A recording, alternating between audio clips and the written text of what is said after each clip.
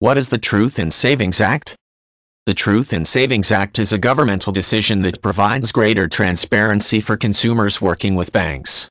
Specifically, the Act requires banks to disclose fees, provide annual percentage yields and other information.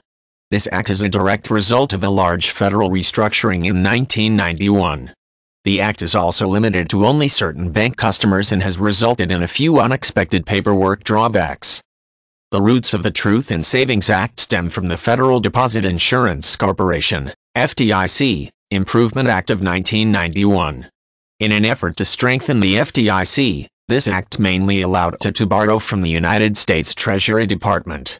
Along with this major change, the government passed many other pieces of legislation aimed at improving the savings and loan stability of the country. One such piece of legislation was the Truth in Savings Act, which required that banks and loaning institutions follow 4 basic rules. The first is that lending institutions must disclose the annual percentage yield for savings accounts to customers in order for them to better understand how much interest will be earned in a year. Secondly, banking institutions must honor an entire deposit, instead of a portion. The third requires lending institutions to list fees for bounced checks, wire transfers, and other services.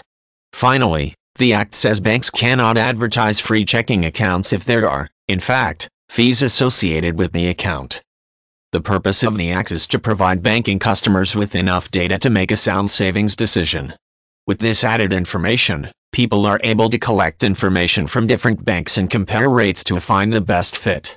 Another effect is to keep banks from taking advantage of clients by forcing lenders to be completely transparent. This Act, however, does not apply to everyone.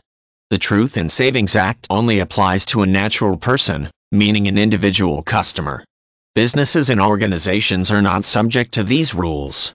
Another unexpected result of this act is the increase in paperwork when opening an account.